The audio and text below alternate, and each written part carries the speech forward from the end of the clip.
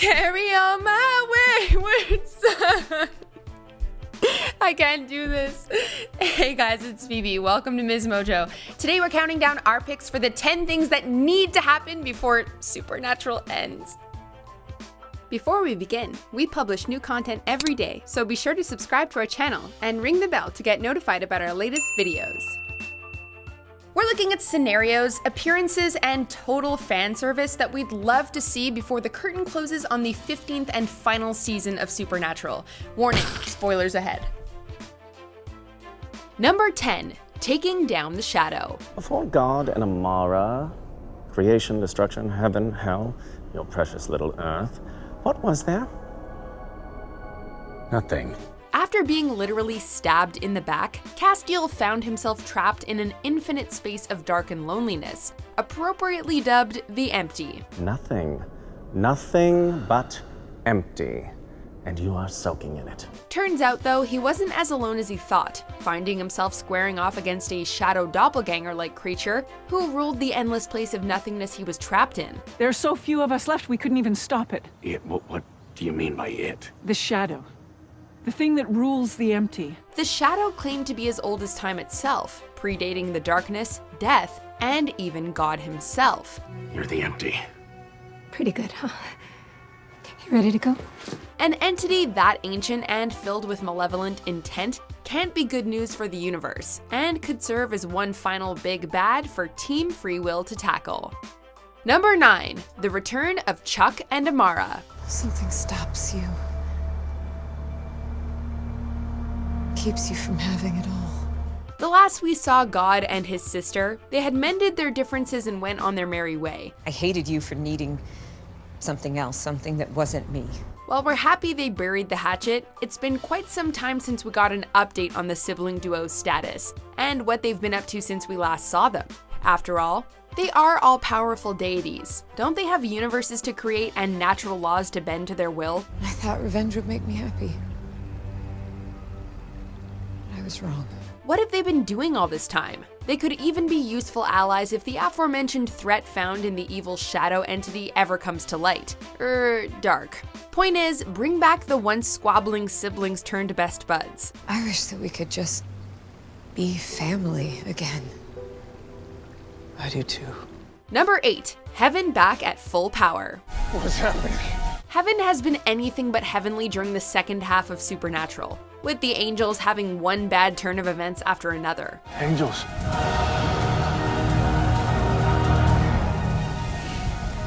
They're falling. First, they fall down to Earth. Then Metatron royally screws up the order of things even more. Smell that? That smells like freedom. Did we mention that Lucy held the heavenly throne for a little while? Ready or not, world? New God is open for business. Yeah, a big fixer-upper is overdue, and we feel they deserve it. While having done some questionable deeds, the angels were never motivated by pure malice, just a misplaced sense of duty. So for them to be eternally punished wouldn't feel right. Do you know what powers heaven, Castiel? Yeah, us. Angels. Maybe Cass lending his brothers and sisters a helping hand would be the perfect redemption story for him as well. There are a grand total of 9 angels in heaven, present company included, and 1 or 2 on Earth, and that's all. Number 7, Sam is reunited with Jess. Sam had it made when the series began, with an enrollment at Stanford and his whole life ahead of him, with his loving girlfriend Jessica. Seriously, I'm proud of you. And you're gonna knock him dead on Monday and you're gonna get that full ride. I know it. Tragically, the demon known as Yellow Eyes sadistically murdered Jess the same way he killed Sam's mother years before, traumatizing him and sending him on a rage-fueled vendetta. Years have passed since these events, and Sam has attempted to settle down a few times, only for his life as a hunter to prevent him from truly living a normal life. This big softie deserves another shot at love after all he's endured, and we can't think of a better match to mend his broken heart than his original sweetheart, Jess. Stop for a second. You sure you're okay? I'm fine. Number 6, flashbacks to the pilot episode. We got work to do. Vamps, demons, ghosts, and wendigos. Oh my. The Winchesters have gone up against quite the treasure trove of dastardly creatures over their monster hunting career. So what way to capitalize how far they've come than with a flashback to where it all began? For instance, there could be an entire episode where the brothers have to investigate a case where Sam went to school, one that eerily mirrors when Dean came to fetch him in pursuit of Daddy Dearest all those years ago. Dad's on a hunting trip, and he hasn't been home in a few days. To really drive home the feels, it would emphasize how happy Dean is to have spent all his time with his brother, and how Sam equally wouldn't have done anything differently. I can't do this alone. Yes, you can. Yeah. Well, I don't want to. Number 5, diving into Untapped Lore. The hell are we hunting? We're not knocking the writers, as they've done an excellent job crafting stories around tons of different supernatural adversaries for the boys over the years, but there's always room for a little more. I'm just saying it's not a ghost, it's a Baku. What? A Japanese... I know what a Baku is, you dumbass. We hunted one together in Alaska. How about the Villisca axe murders in the Morehouse in Iowa? That could serve for a good whodunit style episode. Or even West Virginia's infamous Mothman legends, about an anthropomorphic moth-like creature terrorizing local citizens. From urban legends to modern mysteries, there are still quite a few things that go bump in the night for the Winchester brothers to open a case file on, such as the supposedly haunted Winchester mystery house that the boys were reportedly named after. Oh, and gank. Can't forget the ganking. Unless what? Unless we gank him first. Gank? What's gank? Mister, you're crazy. Number 4, Crowley makes a comeback. You good?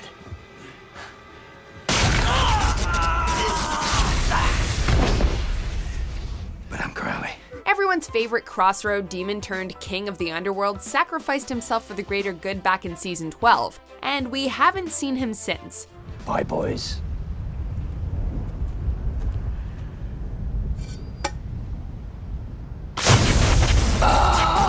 It's been quite some time since we saw the mischievous, red-eyed scoundrel, but as any true Supernatural fan would know, no character really stays gone for long, and eventually makes another appearance down the line. Hello, boys. Sorry I'm late. We aren't saying he needs to come back full-time, but to see him crossroads with Sam and Dean, pun intended, one last time, would certainly be a welcome addition to the final season. Heck, even if it was for a flashback sequence, it would be great. You bull me, you know that? You have no sense of poetry. Number 3, the Winchesters hunt abroad. That sling come with a slice of crybaby pie on the side? For the most part, Sam and Dean have stuck to North America for the majority of the series, but to really shake things up, we feel they should travel overseas and hunt monsters from abroad. Well, we got 3 more cases of this stuff on ice in the trunk. Taking some wee time. The best decision we ever made.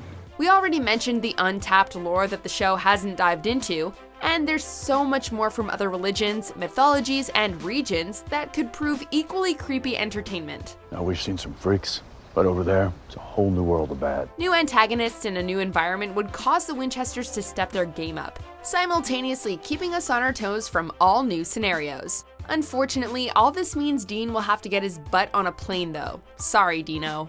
Well, I kind of have this problem with, flying? It's never really been an issue until now. You're joking, right? Do I look like I'm joking? Number 2, another crossover episode. We have to stop this ghost! We almost did! Dean had him by the thigh! You what? I almost caught him. That's the point. Scooby Natural was such a ridiculous yet satisfying collision of two worlds that it left us craving another similar situation in which the Winchesters meet up with other popular franchises. This Phantom isn't like other ghosts you've faced. He's real. He is a real ghost. It proved that a creative gamble can really work. And with the 15th being the last season, why not go all out? They could cross over with other shows from the CW network, like Arrow or Riverdale. If I see you again, you're dead! Heck, if you want to go really crazy, the CW's parent company Warner Brothers is behind the new Godzilla film franchise of the 2010s.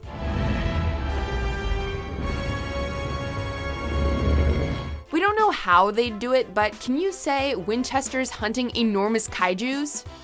Before we unveil our top pick, here are some honorable mentions. You okay? Yeah, I'm good. You don't have to do this alone. When you're ready, if you want, we're all here for you. You ever kill anyone? Well, if you do, I'll come back for you. The only person I'm gonna kill is you. Thank you. Thank you. Number 1, the gang's all here. Here's to running into you guys on the other side. Only not too soon. After 15 seasons of traveling cross-country, saving people, hunting things, and doing the family business, we feel it only appropriate to unite Sam and Dean with all the comrades they've met along the way. We're not just talking about family members like John, Mary, the long-awaited return of Adam, or even everyone's favorite Idjit caretaker Bobby.